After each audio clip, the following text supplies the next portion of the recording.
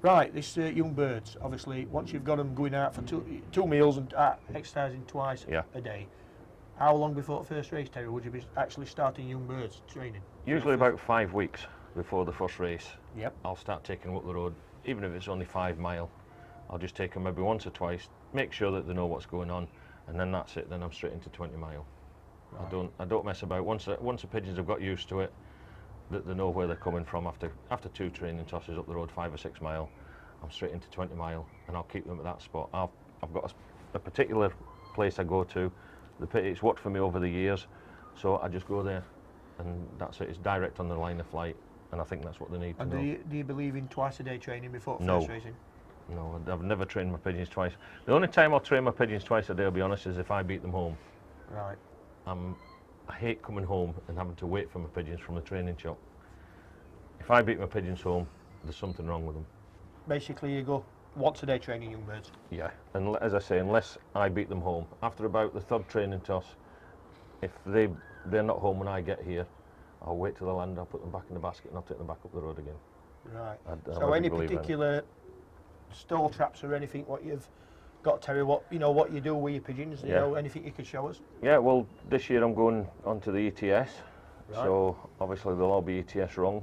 I've just got my traps through. I'm using the Mega system, right. That I'm an agent for again, so I'm obviously using that. I've just had my traps built by Barnsley Lofts by George. George, yeah, good lad, George. Yeah. So this is what I'll be using this year, and we'll see how it goes. They've been going through stall traps anyway. My young birds have always been trapped through stall traps. So you basically. So it's not going to be much different to them, like, apart from the fact I won't be pulling the rubber off the leg. That's got to be a lot quicker for yourself, hasn't it? Well, I think so, and I think it benefits the pigeons as well. I think it'll diminish a lot of the bad trappers. Yeah. So these pigeons, basically, when you're training them, so we're going up to first race, you only train once a day unless you beat them back, then you put them back in. So we'll say after the first race now, your pigeons have probably been up to how far up to first race? How far would you train them before? I would only go to 20 mile. So you always only go to 20? Yeah, I don't see the point in going much further. Right. They'll probably go further than that when they're flying out themselves. Yeah, obviously they're on darkness straight away. When do you take them off the darkness? I take them off at 8 o'clock in the morning, and then I leave them in the, I put them straight into the aviaries. Yeah. They'll sit in the aviaries anything from 40 minutes to an hour. Right. And then I'll let them out flying. Once they get used to, the daylight and everything else, and the temperatures and that, because it's obviously going to be warmer in the loft than what it is out there. Yeah. Once they've got used to that and accustomed to it, then they go out for an hour. So I'll get them back in, they'll trap back into the breakfast, which is, I say, is a mixture of super diet, maybe a bit of Jerry Plus in it, whatever. And then that's it.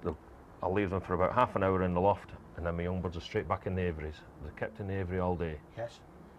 So I'll let them out again. In the afternoon? In the afternoon. Then I'll let them back out again about 3 o'clock. Right. They'll have another hour's fly. I'll let them back in, and this time they'll stay in the loft, and then I darken them at 5 o'clock. 5 o'clock. And when would you take the actual darkness off totally, Terry? It's off that year. Middle of June? Middle of June. It's usually 21st. around June the 16th to June the 20th. I'll take them off darkness totally. Right. And then, but I progress it over about 10 days. I'll lengthen the day for them, and then that's it. Once it gets to that June the 16th to 20th. You'll build it up as a build-up. Yeah, so I'll stretch the days out. You're not shocking it straight a shot No. I'll do it from 8 o'clock, from 5 o'clock. I'll leave them till 5:15. Yeah. And just do it like increase that, 15 minutes. Yeah. You might go in as an increase up to 7 o'clock in a period of 10 days. Yeah, and then the same in the morning. Yeah. And eventually, for about the last 3 days, I'll darken them, I'll come down, and I'll take the blinds up and let them have a natural sunrise. Yeah. And let them have that for maybe a week, I would say. 3 days to a week, they'll have a natural sunrise then. Yeah. So they've got used to it. Right, very good. So these youngsters, obviously, when you're sending them to race, we'll say do you fly youngsters on a sliding door system, or what you call a semi with the wood ends in one side, cocks in another, or do you just leave them to do as they please? Well, I've tried it on the sliding doors and keeping the cocks and hens separated, but to be perfectly honest with you, if they want to pair up, I'll let them pair up.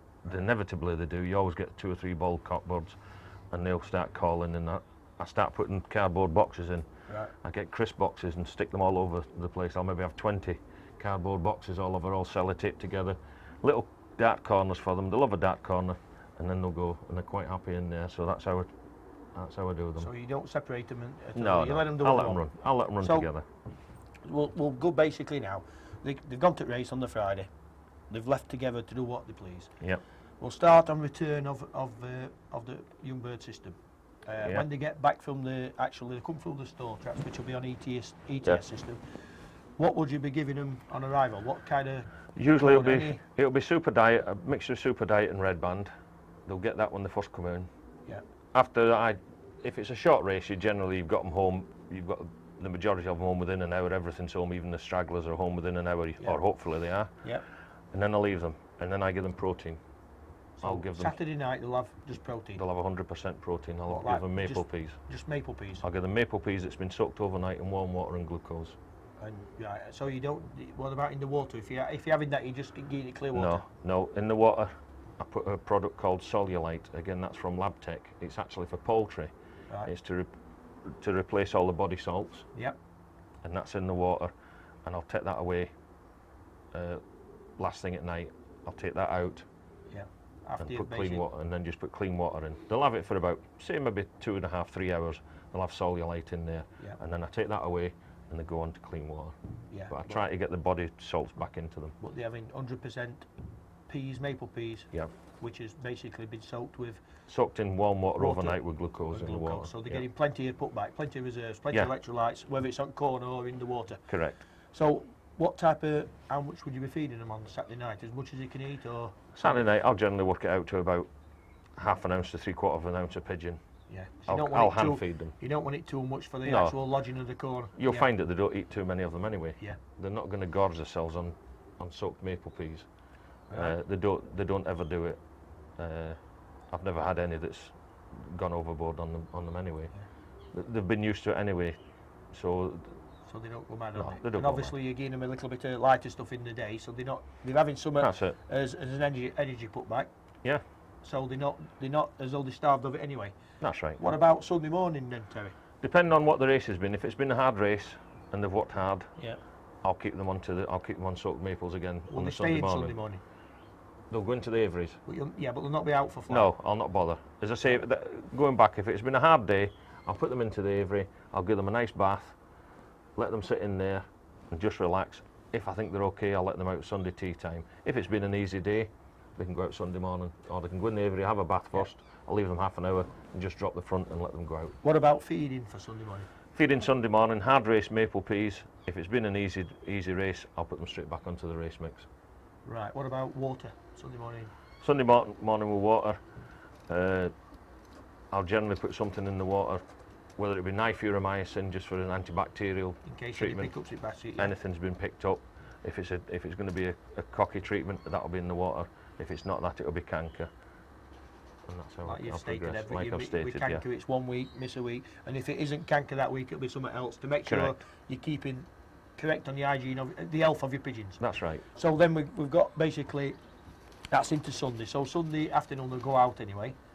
Sunday they'll go out for a fly. Just for a fly, yeah. They come back in again. They're straight back onto the race mix. You have a set feeding times, morning and night on racing. Usually I'll stick to what they were with darkness. I'll stick them to the 3 o'clock because over the years with Scunthorpe Federation, they've always tried to get the pigeons home for 3 o'clock. So I've installed it into them. From being youngsters, 3 o'clock is when they want to be back if they want to be fed. So we feed them up at 3 o'clock even I'll feed them and about what time in the morning? In the morning, I'll be down here early.